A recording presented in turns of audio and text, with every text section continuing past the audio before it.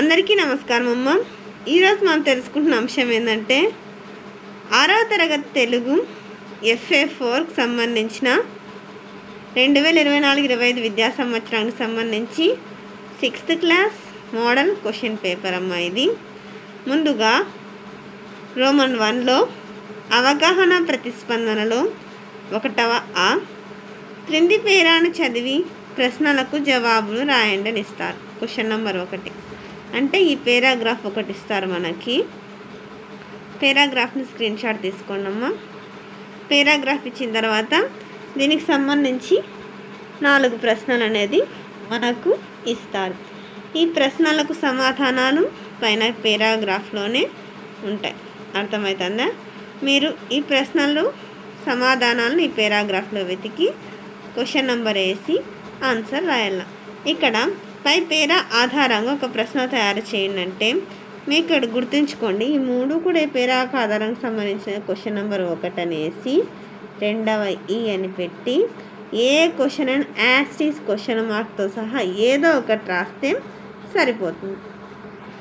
తర్వాత రోమన్ 2 వ్యక్తీకరణ సృజనాత్మకతకు సంబంధించి 2వ ఆ క్రింది ప్రశ్నలకు 4 లేదా 5 వాక్యాలలో సమాధానాలను రాయండి. అంటే ఇవి చిన్న ప్రశ్నలు. క్వశ్చన్ నెంబర్ 2, 3 ఖచ్చితంగా 2 ప్రశ్నలకు సమాధానాలు రాయాల్సిందే. అర్థమవుతుందా? 2వ ప్రశ్న డూడు బసవన్న పాఠ్యభాగ కవి గురించి రాయండి.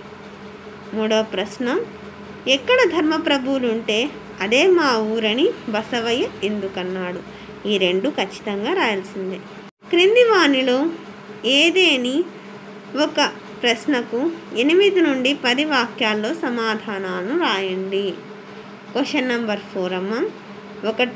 ఈ అని పెట్టి క్వశ్చన్ నెంబర్ 4 అని పెట్టి ఆన్సర్ రాయాలి. క్వశ్చన్ కూడా ఖచ్చితంగా రాయండి. మీరు ఎగ్జామ్లో చిన్నపిల్లలు కాబట్టి మీకు తెలియదు, ఎట్టి పరిస్థితుల్లో రెడ్ ఇంక్ వాడకూడదు. కేవలం బ్లూ పెన్ మాత్రమే వాడండి. మళ్ళీ బ్లాక్ అట్లాంటివి కూడా వాడద్దండి.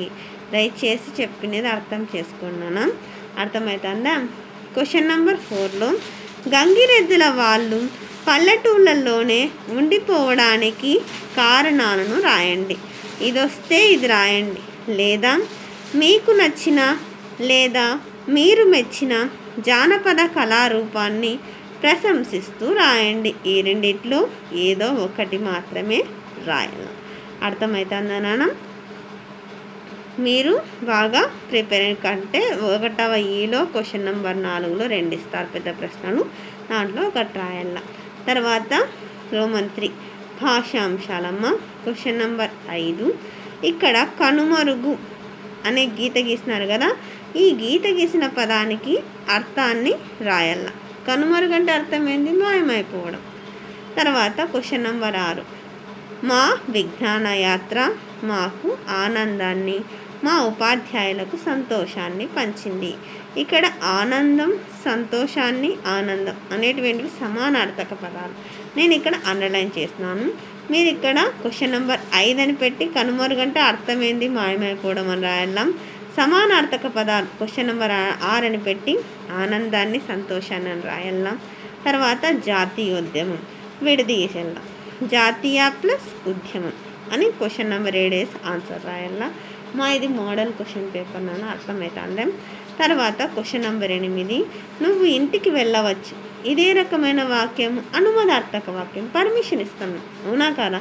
ఇది అనుమదార్థక వాక్యం. క్వశ్చన్ నెంబర్ 8 అని పెట్టి అనుమదార్థక వాక్యం అని రాయాల. అందరికీ ధన్యవాదాలమ్మా. ఇంకా మా ఛానల్ సబ్స్క్రైబ్ చేసుకున్న వాళ్ళు ఎవరంటే దయచేసి సబ్స్క్రైబ్ చేసుకొని లైక్ చేసి షేర్ చేసి మీ ఫ్రెండ్స్కు రిలేటివ్స్ అందరికీ సబ్స్క్రైబ్ చేసుకోమని చెప్పండి. నా ఛానల్ని సబ్స్క్రైబ్ చేసుకొని ప్రత్యక్షంగా పరోక్షంగా సపోర్ట్ చేస్తున్న వాళ్ళందరికీ పేరు పేరున ప్రత్యేకమైన హృదయపూర్వక ధన్యవాదములు. అందరికీ ధన్యవాదాలు. దయచేసి వీడియోని మాత్రం స్కిప్ చేయండి.